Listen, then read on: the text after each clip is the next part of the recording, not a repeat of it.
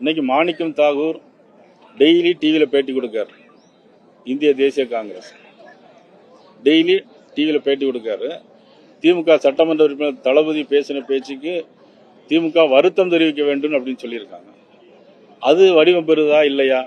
கூட்டணி மந்திரி சபை கொடுக்க முடியாது, ஒத்து வராதுன்னு சொல்றாரு. அப்போ அது வடிவம் பெற்றிருக்கா பெறலையா? நாங்கள் இப்போ எங்களுடைய வடிவத்தை பார்த்தீங்களா? இப்போ மதுரையிலே எப்படி இருக்குன்னா சென்னை முழுவதும் என்ன எப்படி இருக்கும்? ஆக முதலமைச்சருக்கு ஒரு வடிவம் இல்லாமல் இருக்கிறார். ஏன்னா ஒரு ஆட்சி முற்று பெறல. 525 தேர்தல் அறிக்கை சொன்னாங்க. கிட்டத்தட்ட ஒரு 70 தேர்தல் அறிக்கையை தவிர மீது ஒரு 90 தேர்தல் அறிக்கை பாட்டிலி நிறைவேற்றிருக்காங்க. மீதி எல்லாமே நிறைவேற்றப்படலை. இன்னைக்கு மருத்துவமனையில் செவிலியர்களாக இருக்கட்டும், துப்புரவு பணியாளர்களாக இருக்கட்டும், இன்னைக்கு இடைநிலை ஆசிரியர்களாக இருக்கட்டும், அரசு ஊழியருடைய ஓய்வூதிய பென்ஷனாக இருக்கட்டும், எதுவுமே முற்று பெறல. ஒரு முற்று பெறாத ஒரு ஆட்சி, தேர்தல் அறிக்கை நிறைவேற்றாத ஒரு ஆட்சி. இது எல்லாத்துக்கும் மேல ஒரு நாட்டில் சட்டம் ஒழுங்கு ரொம்ப முக்கியம். ஒரு டிஜிபியை கூட போட முடியல இந்த அரசாங்கத்திற்கு. ஒரு டிஜிபி கூட போட முடியல. எப்படின்னா சட்டம் ஒழுங்கு எப்படி பாதுகாக்க முடியும்? சாத்தாங்குளத்தில் ஒரு லாக்அப் டெத் மரணம் நடந்தது. அதுக்கு தமிழ்நாடு முழுவதும் குய்யோன்னு குதிச்சாங்க. ஆனா இன்னைக்கு பக்கத்தில் சிவகங்கையில் அஜித் மரணத்துக்கு என்ன பதில் சொல்ல போறாங்க? 33 லாக்அப் டெத் மரணங்கள் நடந்திருக்கு. 33 லாக்அப் டெத் மரணங்கள். சரி, ஒரு போலீஸுக்கு போய் போலீஸ் ஸ்டேஷன்ல போய் கம்ப்ளைண்ட் கொடுக்க போனா கூட அந்த பெண்களையும் ஜாதி ரீதியா திட்டுறாங்க. அப்புறம் பாலியல் ரீதியா வர கொடுமை செய்யறாங்க. ஒரு போலீஸ்காரரே ஒரு காவல்துறை பெண் அதிகாரியை டீஸ் பண்றது, பாலியல் வன்முறை பண்றதும் யாருடைய ஆட்சி நடக்கு? இங்கதான் நடக்கு. சரி, பள்ளிக்கூடத்துக்கு போறா எல்லாரும் புசவை தூக்கிட்டு போவாங்க. இங்க கஞ்சாவை தூக்கிட்டு போறாங்க, பீர் பாட்டில தூக்கிட்டு போறாங்க. டாஸ்மாக் கடையை குறைப்போம்னு சொன்னாங்க, படிப்படியா குறைப்போம்னு சொன்னாங்க. நம்ம அன்புக்குரிய சகோதரி கனிமொழி அவர்கள் கூட சொன்னாங்க, எல்லாம் நம்ம குடிச்சிட்டு எல்லாம் வீணா போறாங்க, இறந்து போறாங்க அப்படின்னு ரொம்ப வருத்தப்பட்டாங்க. ஆனா இன்னைக்கு மதிப்புக்குரிய சகோதரி கனிமொழி என்ன சொல்றாங்கன்னே தெரியல. அவங்களும் இன்னைக்கு ராகுல் காந்தியை போய் காம்ப்ரமைஸ் பண்றாங்க. அப்ப எதுக்கு? எந்த கூட்டணி ஒத்து வரல? எது வடிவம் பெறல? காங்கிரஸ் கட்சி திமுகவில் இருக்குமா இருக்காதாங்கிறது கேள்விக்குறியா இருக்கு. இன்றைக்கு என்ன பொறுத்த மட்டும் தனிப்பட்ட முறையில் யாருடைய மனதும் புண்படக்கூடாதுன்னு நினைக்கக்கூடியது, அவ்வளவுதான். சார், இப்போ தொடர்ச்சியா விஜய் அவருடைய கூட்டங்கள்ல வந்து கடுமையா பாஜகவையும் சேர்த்து விமர்சிட்டு இருந்தாரு, கொள்கை எதிர்ன்ற அடிப்படையில. ஆனா இப்போ யாரு விமர்சிக்கிறாங்க? விஜய். அவங்களுக்கு ஏதாவது கொள்கை இருக்குதா? அவங்களுக்கு இருக்க கொள்கையை பதில் ஒரு புஸ்தகம் போட்டு இது எங்களுடைய கொள்கை, இந்த கொள்கைக்கு மாறானது பாரதிய ஜனதா கட்சி அப்படின்னு சொன்னா பரவாயில்ல. கொள்கைன்னு மட்டும் வெறும் பேப்பர்ல மட்டும் எழுதி வச்சிருந்தா எப்படி அதை ஒத்துக்கொள்ள முடியும்?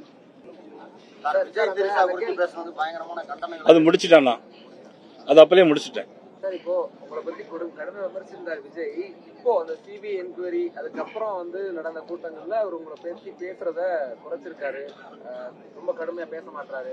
பேசிட்டு தானே, கண்டனம் சொல்லிட்டு தானே. முன்னாடி பேசுற அளவுக்கு தீவிரமா பேசல சார் பாஜக. அதாவது 41 பேர் திட்டுறாரு. நீங்க திட்டிட்டு தான் இருக்கிறாங்க, அதை பத்தி ஒண்ணும் இல்லை. நானும் திட்டிட்டு தான் இருக்கேன், அவங்களும் திட்டிட்டு தான் இருக்கிறாங்க.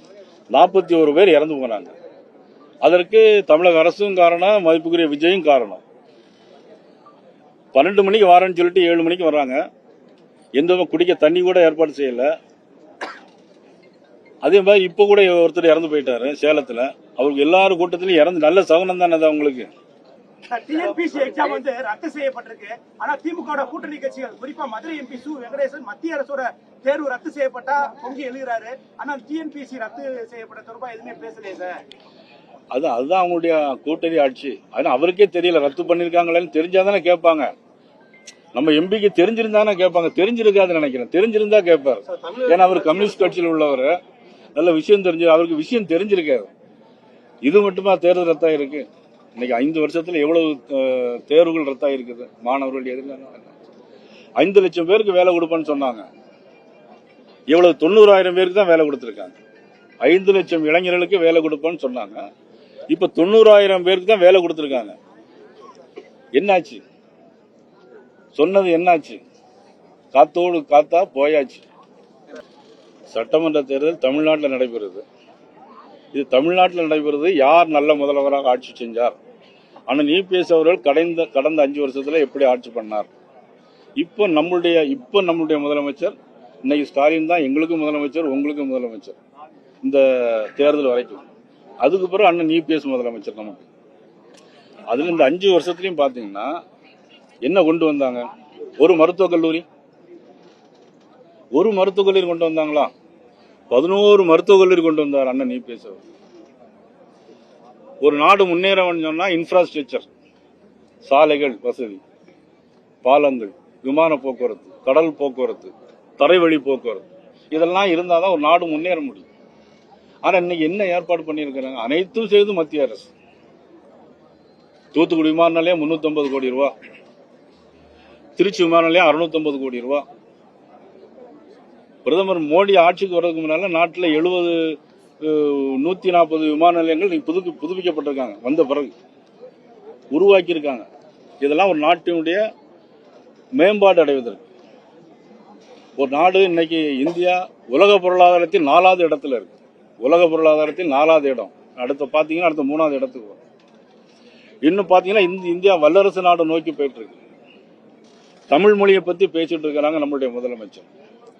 பிரைம் மினிஸ்டர் மலேசியாவுக்கு போய் 2 வாரத்துக்கு முன்னால மலேசியா போனார். எங்கள் நாட்டில் தமிழ்நாடுன்னு ஒன்று இருக்கு, தமிழ் மொழிங்கிற இருக்கு, மிகப்பெரிய கலாச்சாரம், மிகப்பெரிய பண்பாடு உள்ள மொழி அப்படின்னு மலேசியாவில் போய் பேச வேண்டிய அவசியம் அவருக்கு இல்லை. உண்மையே எங்க இருந்தாலும் சொல்றது பாரத நரேந்திர மோடி அவர்கள்.